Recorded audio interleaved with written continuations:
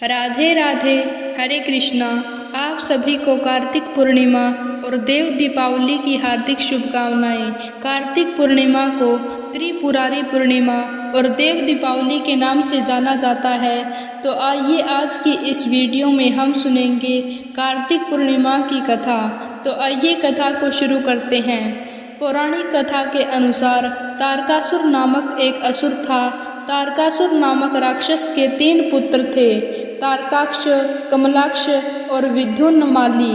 शिवपुत्र कार्तिकेय द्वारा तारकासुर का वध किए जाने के बाद उसके पुत्रों ने ब्रह्मा जी की कठोर तपस्या की। उनकी तपस्या से प्रसन्न होकर ब्रह्मा जी ने उन्हें अमरता का वरदान देने से मना कर दिया, लेकिन उन्हें अद्भुत शक्ति दी। उन्होंने मैं दानव की सहायता से आकाश में 3 नगरों यानी कि 3 त्रिपुरों का निर्माण किया। ये नगर सोने, चांदी और लोहे के थे और अत्यंत शक्तिशाली थे। इन तीनों असुरों ने तीनों लोकों पर अधिकार करके देवताओं को आतंकित करना शुरू कर दिया। सभी देवता परेशान होकर भगवान शिव के पास सहायता के लिए पहुँचे।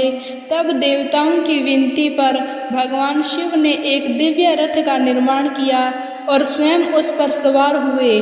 भयंकर युद्ध के बाद जब ये तीनों नगर त्रिपुर एक सीध में आए, तब भगवान शिव ने अपने एक बाण से तीनों का नाश कर दिया। यह वध कार्तिक मास की पूर्णिमा तिथि को हुआ था। अतः असुरों पर इस विजय के उपलक्ष्य में देवताओं ने स्वर्ग में दीप जलाकर उत्सव मनाया। इस विजय के कारण भगवान शिव को त्रिपुरारी नाम मिला और यह पूर्णिमा त्रिपुरारी पूर्णिमा कहलाई। अब सुनिए भगवान विष्णु के मत्स्य अवतार की कथा। एक बार सत्यव्रत नाम का एक प्रतापी राजा था।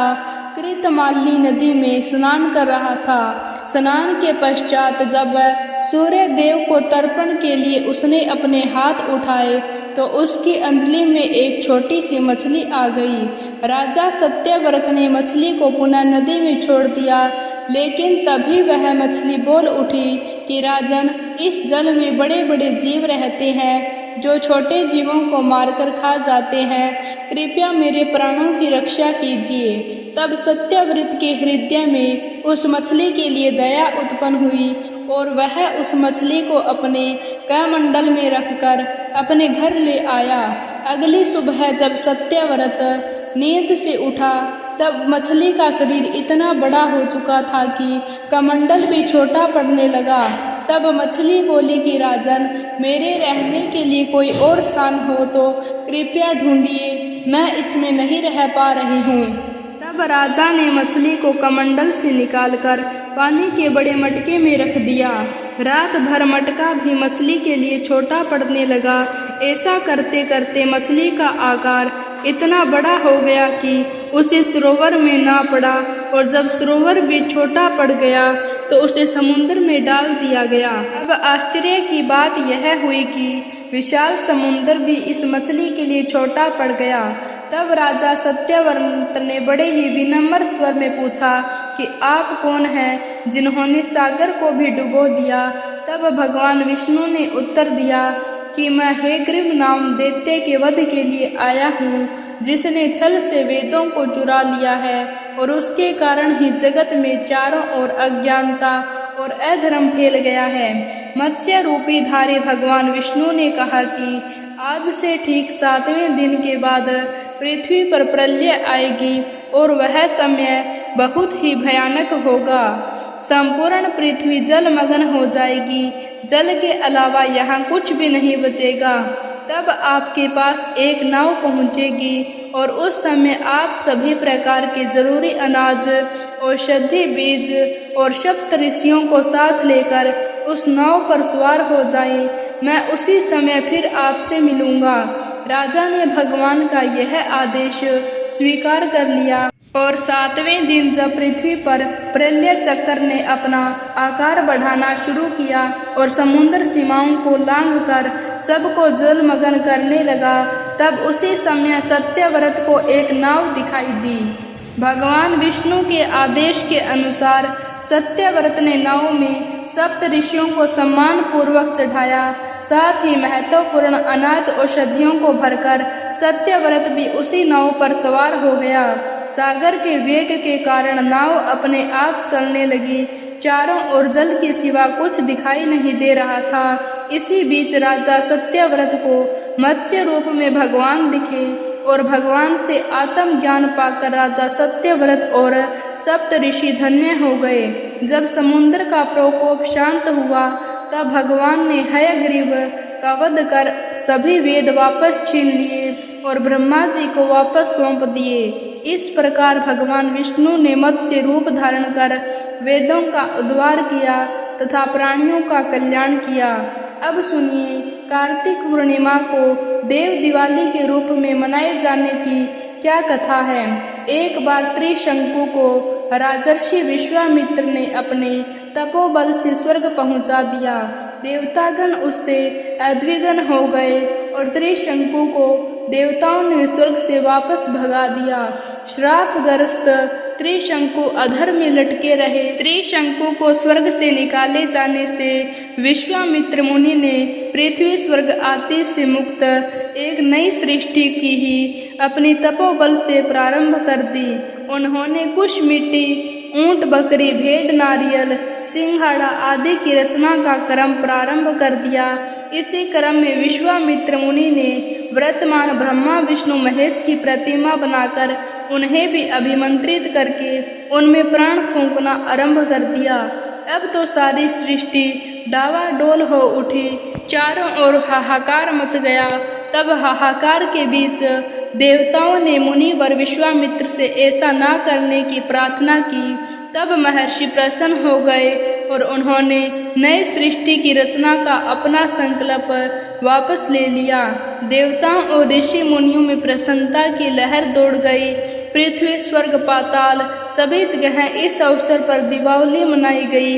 यही अवसर अब देव दिवाली के रूप में जाना जाता है। कार्तिक मास में चीड़ा चीड़ी की कहानी भी सुनी जाती है, जो कि कार्तिक पूर्णिमा के अगले दिन यानी पड़वा को पढ़ते या सुनते हैं। इस दिन आटे के चीड़ा चीड़ी बनाकर चीड़ा चीड़ी को खील बतासे और लड्डू का भोग लगाया जाता है। तो आपको चीड़ा चीड़ी की इस कहानी को आज जरूर सुनना चाहिए। ऐसी माना जाता है कि यह कहानी सुनने से मकान बहुत जल्दी बन जाता है, या चीड़ा चीड़े की कहानी घर के आंगन में या फिर खुली जगह पर मंदिर के सामने कहीं पर भी बैठकर इस कहानी को सुन सकते हैं। कहानी सुनने से पहले आपको आटे से चौक पोरकर एक मकान की आकृति बनानी होती है। मकान की आकृति आप जिस तरह से भी मकान इच्छा रखते हैं। अब आपको सादे आटे को पानी से गूंथकर चीड़ा चिड़िया की आकृति बनानी है। जो मकान आपने ज़मीन पर बनाया है उसके ठीक बीचों बीच आपको चीड़ा और चिड़ी को रख देना है। अब सुनिए चीड़ा चिड़ी की कहानी। एक बार 4 चिड़िया थी। चारों कार्तिक स्नान करती थी। पड़वा आने पर चारों ने सोचा कि चलो खिचड़ी बनाएं। एक चिड़िया चावल लेकर आई, एक चिड़िया दाल लेकर आई, एक चिड़िया घी लेकर आई। सबने मिलकर खिचड़ी बनाई। सबने सोचा कि पहले कार्तिक स्नान कर लें, नहाकर आ जाएं, फिर सब साथ बैठकर खिचड़ी खाएंगे। तो पहले एक चिड़िया स्नान करके आई।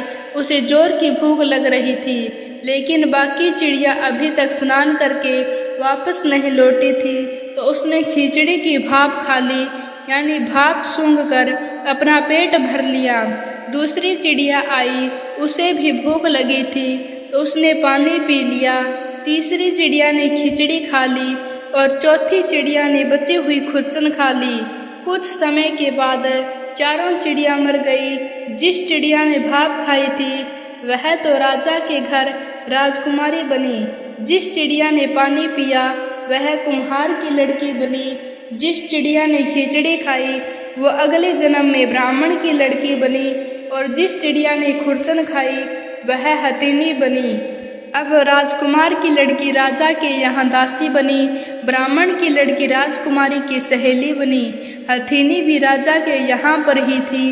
राजकुमारी को पिछले जन्म की सारी बातें याद थी। राजकुमारी का विवाह हुआ। जब वह विदा हो रही थी तो राजा से बोली कि पिताजी, मैं अपनी सहेली और दासी को भी साथ लेकर जाऊंगी। राजा ने कहा ठीक है, ले जाना। राजकुमारी फिर भी नहीं गई तो राजा ने पूछा अब तुम्हें और क्या चाहिए? तो वह बोली पिताजी, मुझे हथिनी भी चाहिए। तो राजा ने अपने नौकर को हथिनी को लाने भेज दिया, क्योंकि वह हथिनी किसी के बस में नहीं आती थी, किसी के कहे अनुसार नहीं चलती थी। जब वह हथिनी नहीं उठी तो राजकुमारी खुद चलकर उसके पास गई और उसके कान में पिछले जन्म की बात कही, जिससे सुनते ही वह हथिनी उठकर खड़ी होकर चल पड़ी। यह देखकर राजा बड़ा हैरान हुआ। सोचने लगा कि यह तो मेरी बेटी नहीं है, क्योंकि यह तो जानवर से बात करती है। राजा ने सोचा कि शायद मेरी बेटी के रूप में यह कोई और बहरूपिया है। तब राजा ने क्रोध के मारे तलवार निकाल ली और कहा कि सच सच बता, तू कौन है, नहीं तो मैं तेरी गर्दन काट दूंगा। तब राजकुमारी ने अपने पिताजी से अपने पिछले जन्म की सारी बात कही। यह सुनकर सभी को बहुत हैरानी हुई। तब वह राजकुमार जिससे राजकुमारी का विवाह हुआ था यह सब देख रहा था। तब वह राजकुमारी से कहने लगा कि अगर कार्तिक स्नान की इतनी महिमा है तब हम तो दोनों मिलकर जोड़े से कार्तिक स्नान करेंगे और खूब दान पुण्य किया करेंगे। चीड़ा चिड़े की इस कहानी को सुनने के बाद अब सुनिए गणेश भगवान की कहानी, क्योंकि गणेश जी की कहानी सुनने से ही इस कथा को पूरा माना जाता है। एक बार एक बूढ़ी माई थी। मिट्टी के गणेश जी बनाकर रोज उनकी पूजा करती थी। रोज बनाती, लेकिन रोज गणेश भगवान की मूर्ति गल जाया करती थी। एक बार एक सेठ का मकान बन रहा था। वह वहां पहुंची और बोली, पत्थर का गणेश बना दो। मिस्त्री बोले, जितनी देर में हम तेरा पत्थर का गणेश बनाएंगे उतनी देर में अपनी दीवार ना चिन लेंगे। बुढ़िया बोली, राम करे तुम्हारी दीवार टेढ़ी हो जाए। अब कि उनकी दीवार टेढ़ी हो गई, वो दीवार को चिनते और ढा देते, चिनते और ढा देते। इस तरह करते करते शाम हो गई, लेकिन दीवार नहीं बन पाई। शाम को सेठ आया। उसने कहा, आज कुछ नहीं किया। तो वह कहने लगे कि एक बुढ़िया आई थी, कह रही थी कि मेरा पत्थर का गणेश बना दो। तो हमने मना कर दिया और उसने कहा कि तुम्हारी दीवार टेढ़ी हो जाए। तब से दीवार सीधी नहीं बन रही। हम बनाते हैं और ढा देते हैं। तब सेठ ने बूढ़ी माई को बुलवाया और कहा, हम तेरा सोने का गणेश बनवा देंगे, हमारी दीवार सीधी कर दो। ऐसा कहकर सेठ जी ने बुढ़िया माई को सोने का गणेश बनवा कर दिया और ऐसा करते ही सेठ जी की दीवार सीधी हो गई, जैसे सेठ की दीवार सीधी की। हे गणेश भगवान, वैसी सबकी करना। कथा को कहने सुनने और हुंकारा भरने वाले सभी के कार्य को सिद्ध करना। तो भक्तों, यह थी कार्तिक पूर्णिमा, चीड़ा चिड़ी और गणेश जी की कहानी। उम्मीद है कि आपको यह कहानी पसंद आई होगी। अगर आपको वीडियो अच्छी लगे तो वीडियो को लाइक, शेयर और ऐसी ही व्रत कथाओं के लिए हमारे चैनल को सब्सक्राइब जरूर करें। धन्यवाद। राधे राधे।